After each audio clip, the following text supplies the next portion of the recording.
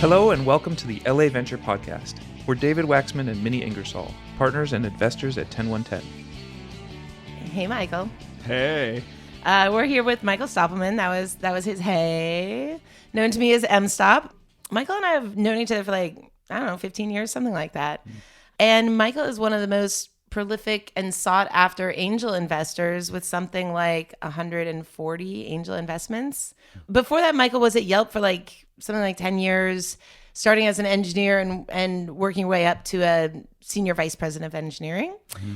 And with me at Google many years before that, pre-IPO days. Thanks so much for being here. You're also a badass surfer. Yeah, thank you for inviting me to this podcast. It's a real honor to be talking to you today. That's silly. Welcome. Yeah, welcome. So give us, I gave a little bit of the who you are. What did I miss there? So when I graduated from Purdue in computer science, I moved out to San Diego because I wanted to become a surfer. And I spent 2 months there, couldn't find a job, and ended up at this little startup called Google, getting an offer from Google. All the VCs in San Diego told me that I should take the offer and I'd be stupid not to. So it was a post-sales support job at Google. So it wasn't in engineering proper. And so I was working the night shift when I first started at Google. So I was working I'd start at 9 p.m. and then go till 5 a.m. And what year was this? This was in 2003. So 1 year before the Google IPO. And at the time, it was really stratified. You were an engineer, or you could be in the engineering or out of the engineering org. Yeah. So quickly, I learned as a 22-year-old at Google that being in engineering was the place to be. And I had a computer science degree. I just didn't have a master's or a PhD, which was pretty much the requirement to get into engineering. And so I spent the year trying to figure out a way to hustle my way into engineering. And so in that year, I built a bunch of the tools for AdSense for this new product called AdSense that Google was just rolling out. And I built a bunch of the tools to detect when publishers were being fraudulent or getting basically people would click on their own ads to make money from AdWords, and then they'd be paid by AdSense. And so I built a bunch of the tools to find what those publishers were doing. And so that tool was then sucked into engineering, and I got sucked in with it. Well done. And then you went from there. Your brother started Yelp. Yeah. So in 2004, Jeremy took the summer to go work in Max Levchin's famous incubator. And he decided he was in business school at the time. He had worked previously. He was VP of engineering at PayPal. And his boss at X.com, which then merged with PayPal, was Elon Musk. He had taken the summer off to go work with Max and figure out if there's a startup to start. And then he decided he had the idea for Yelp. The idea started off a little bit different. It was ask your friends for recommendations of local businesses. So if I needed a dentist in LA, I'd be like, hey, Minnie, do you know of a dentist in LA? And you'd be like, no, I live in Pasadena. But you'd forward it to David, and hopefully David would then tell me what dentist to go to. And so that through that action, you would get a collection of recommendations. That did not work. The version of Yelp that you see today, inspiration came in 2005. And then no iPhone app existed at the time. No iPhones weren't a thing until 2008. So we were building for the BlackBerry phone and things like that when I got there. And so I decided to join Yelp in 2007. And at the time, probably 3 or 4 months before that, there was an offer from Yahoo to buy Yelp. Was that hard? I'm curious, was it a good offer? Did your brother consider it? It was a 12-person company at the time. I think Yahoo offered somewhere in the neighborhood of $100 million. So it was a decent offer, but I think Jeremy wanted to go for the metal. So it's always interesting, those that could be life-changing. Yeah. Interesting. Yeah. So it was a good decision. And he convinced you to join. And how big was Yelp when you joined? So I joined when the company was 40 employees. It was 6 in engineering. So I remember the first day I showed up, I was coming from Google. So Google at the time when I left So it had gone from a 1,000-person company when I joined Google to 15,000. The engineering team at Google by the time I left was 5,000.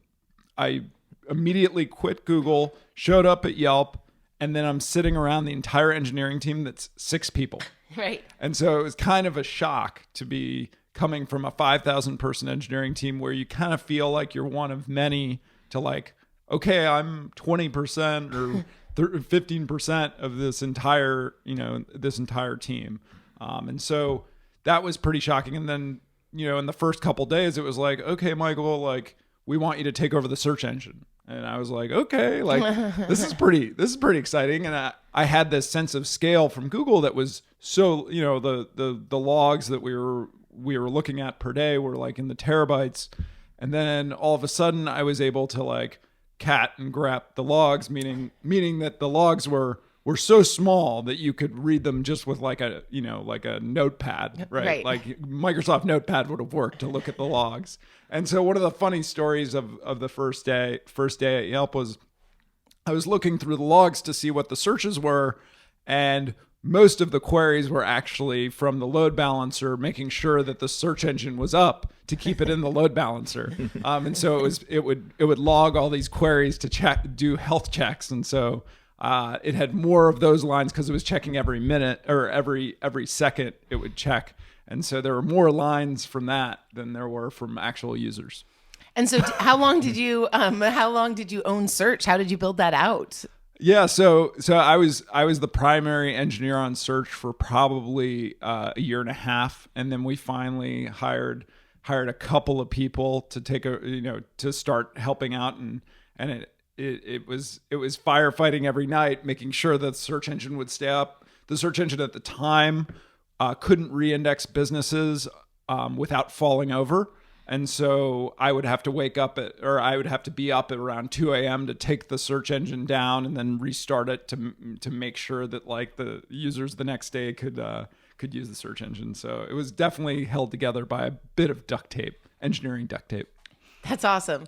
And how did you grow out the team? Did you end up, what did you do after you said someone else took over search at some point? I always say a team has you have to have at least 4 people on a team. One person is taking care of fires. One person is working on bugs. One person is working on new features, and then one person is sick or is on vacation.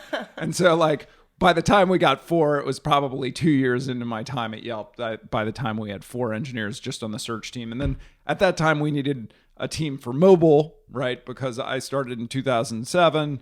The iPhone, one of the biggest moments for Yelp was that pivotal moment when Jeremy decided to dedicate, we were probably 12 or 14 engineers, to dedicate 2 of those engineers to working on this nascent platform that didn't have over 1 million devices in the hands of consumers, but looked like it was going to be the future of computing. And that was the launch of the iPhone. And no one knew that the App Store was actually going to open up to other apps. And so when that happened, we immediately dedicated a couple of engineers to working on an iOS app.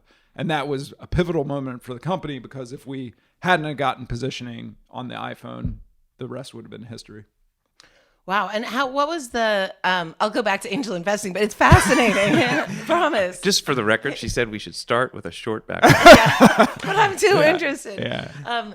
So, and where was funding coming in, and how were you guys thinking about just were you just like profitable, or how was that working? Yeah, so we had raised money. Our Series A was from Jeremy Levine at Bessemer Ventures, and I think our Series B was Benchmark.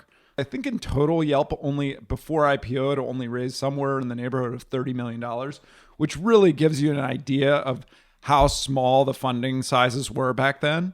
But Yelp was really a story of exponential growth on the consumer side. Every week we were ticking off, okay, we just hit City Search's numbers, because at the time City Search was our main competition.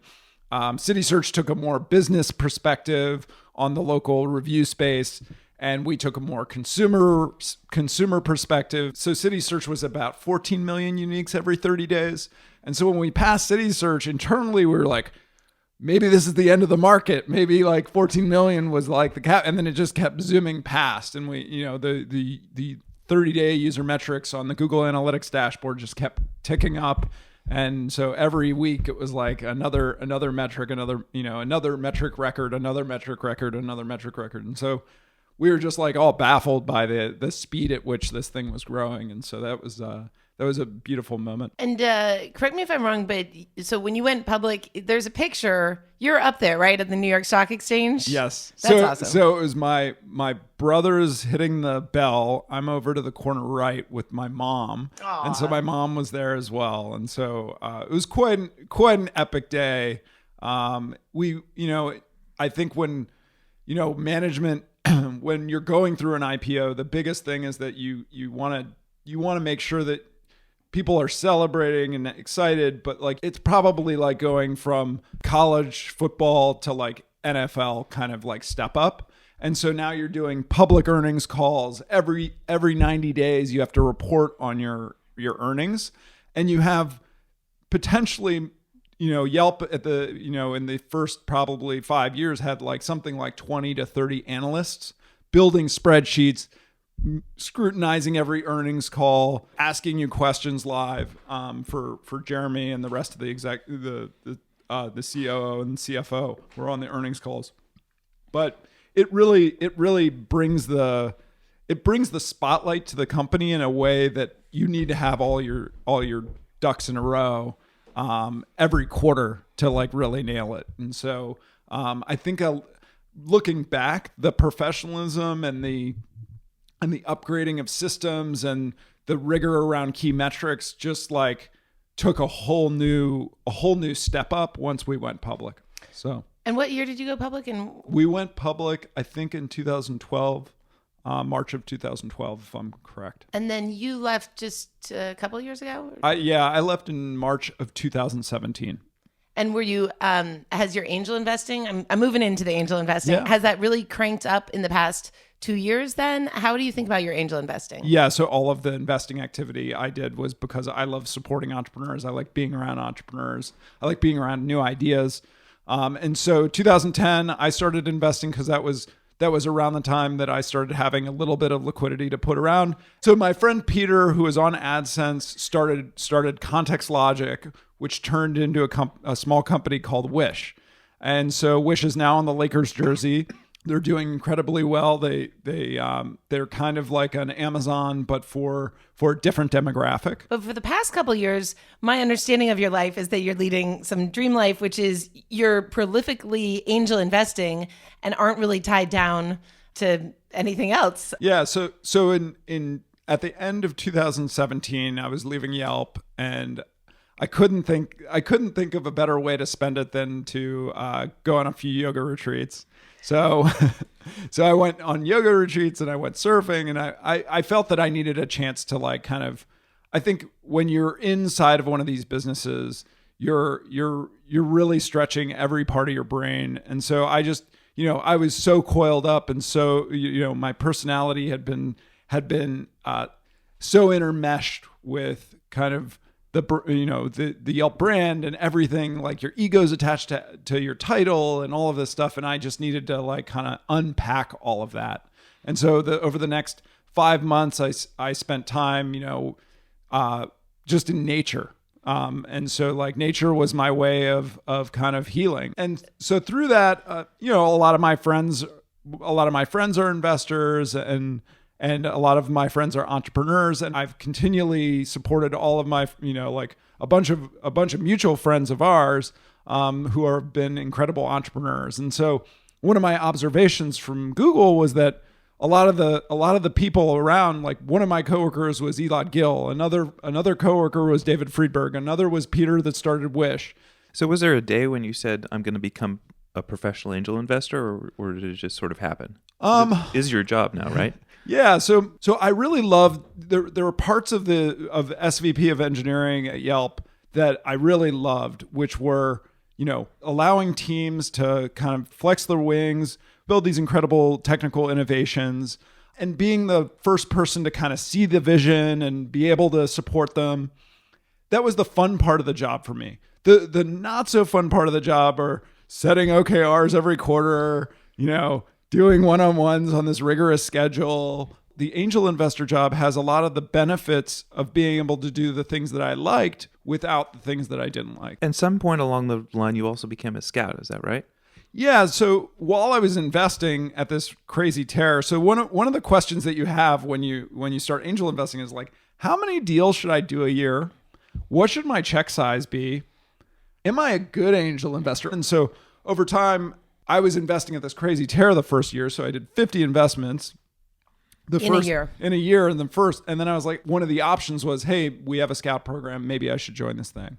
And so I decided to join their scout program because it enabled me to have an extra part of my balance sheet, so I could keep my checks pretty small, but also have this extra money that it's coming from a scout fund, and then be able to double up and then get carry on the extra money that's coming in from the scout fund. Does it feel any different? I'd say there's 25% of deals where a founder is doing a friends and family round and they do not want scout money.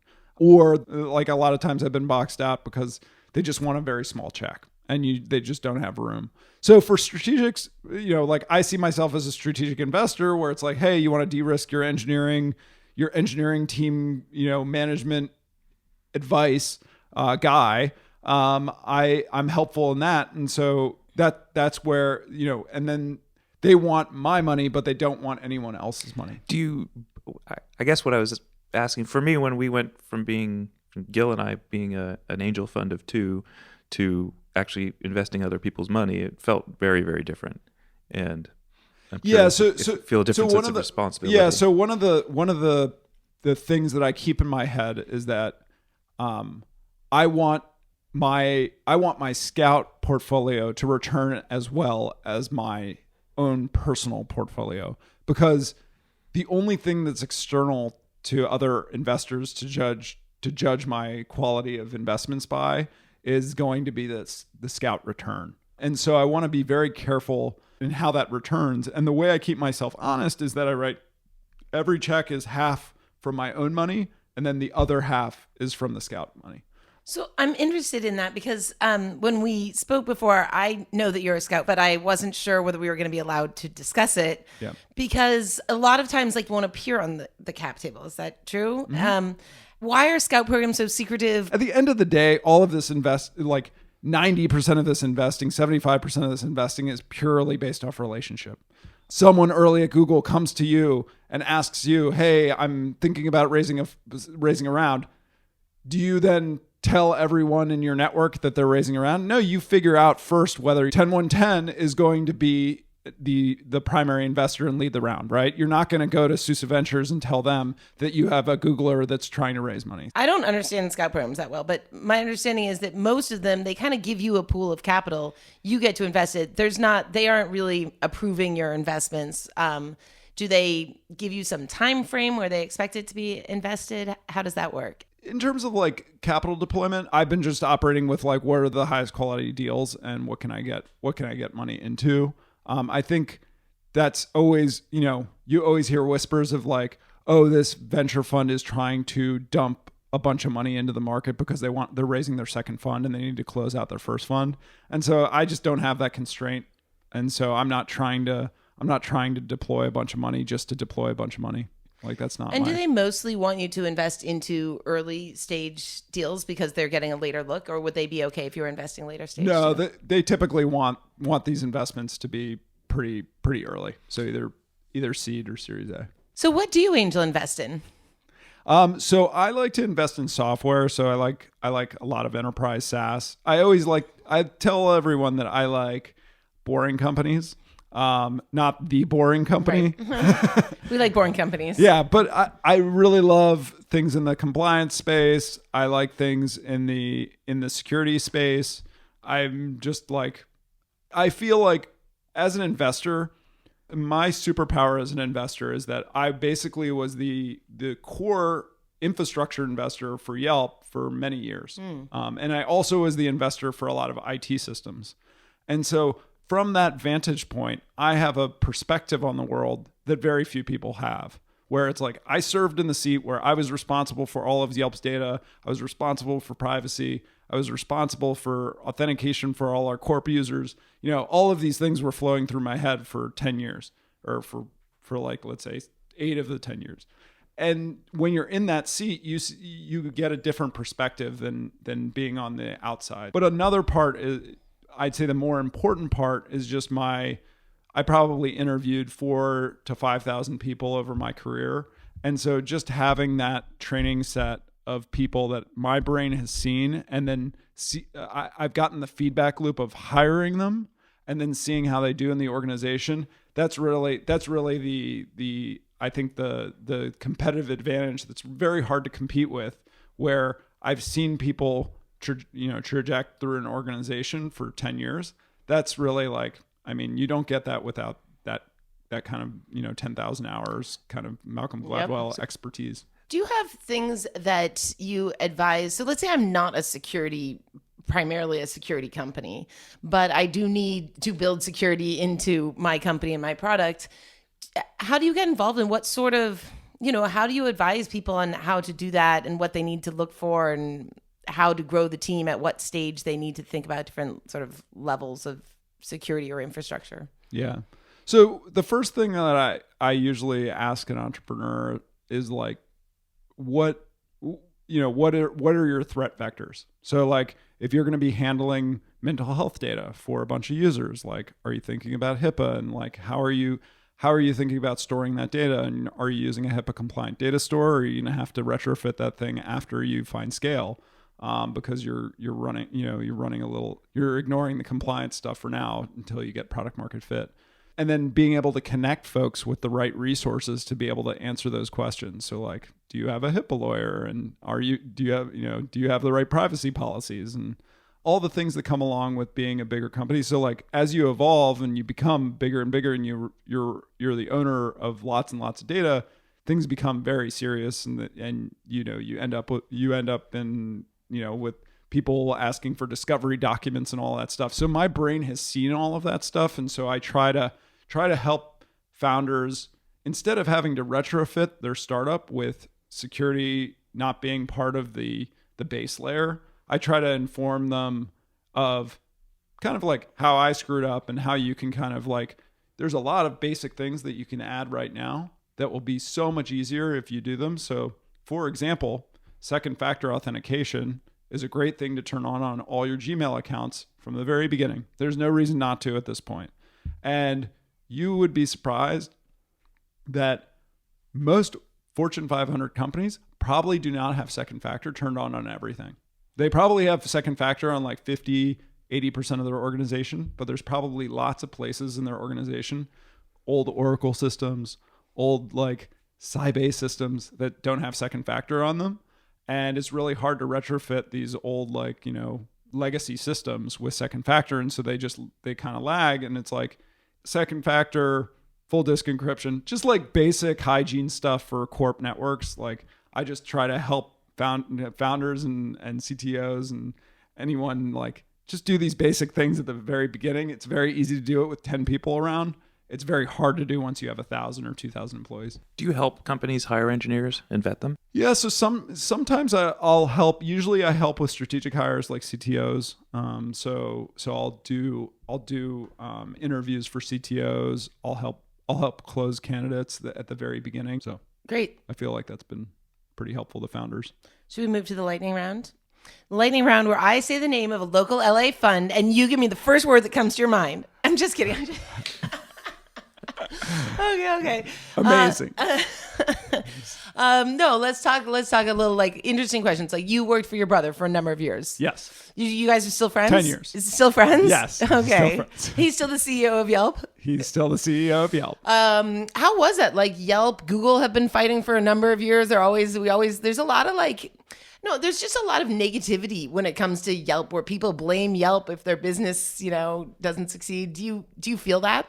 I definitely felt that. I felt that when I was working there. You always feel that, I think, when you're a deep part of the organization and you've dedicated your life to something. It's for sure, like, the rumors of any sort of pay to play or Yelp does anything is all false. Yelp as a company is trying to do the right thing.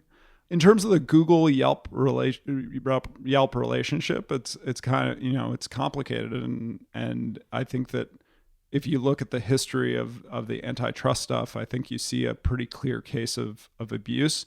And I think that, it speaks to a lot of, Google has pretty much paid for every lobbyist in DC. I think that Eric Schmidt learned a lot of the lessons of antitrust from being the CEO of Novell and fighting Microsoft. And he learned the playbook of how you fight the government from the Novell side and use that at Google to build up the strongest government relations department in the country. And so he really learned the playbook from that, and they've exploited it really well. And so you see, if you look at like donations from Google in terms of Democrats and Republicans, they have both sides linked up, and they learn the playbook of taking over think tanks. And, George Mason has a think tank that writes a lot of pro free market stuff that's all funded by Google, and Google uses that just like the tobacco industry used the different funding sources to show that cigarettes don't cause cancer. So, well, no bitterness. The breaking point in the Google Yelp relationship, or one of the points, was Google for a while was we had a business development relationship. Yelp did. I'm not at the company anymore. Yelp had a relationship with Google to allow Google to have photo and review content on Google Local, Google Local / Google Maps. And then Google decided that they were going to start accepting reviews onto Google Local and Google Maps. And at the time, Jeremy and Yelp decided to discontinue that relationship, and then asked Google to remove the reviews and photos. And Google did not. So we were giving Google at the time an XML feed, and then we turned off the XML feed, and then the reviews and photos stayed up, and we asked them again to take it down, and they said, well, if you want to not be in Google Local or Google Maps, you'll have to de-index yourself from google.com. Oh, I did not know the story. To de-index yourself. So use robots.txt and turn off the Google crawler from crawling Yelp in total. So you'd have to turn off all of your Google organic traffic. Got it. So in order to not appear on Maps, you have to get out of everything. Yes. So then we went to the attorneys generals of the West Coast, presented our case. A week later, Marissa said, we made a mistake. Marissa Mayer was VP of Google Search at the time, and we had a misunderstanding. And then all of a sudden, all of the changes that we wanted to start happening started to happen. So you tell me they were abusing their position. Yeah. Well, mostly I have the same comment which you had about Yelp, which is I do think it was full of people who are mostly trying to do the right thing. I really do believe it, but trying to do the right thing only gets people so far, and sometimes it's a complicated life we live here. Yeah, at the end of the day, it's very difficult for businesses that have to keep a growth rate up. The pluses and minuses of the public markets are that if your growth rate is not, for a technology company, if it's not above 20% year over year, like earnings growth, your revenue growth, you're kind of in trouble. And so like that just will push you to be more and more aggressive.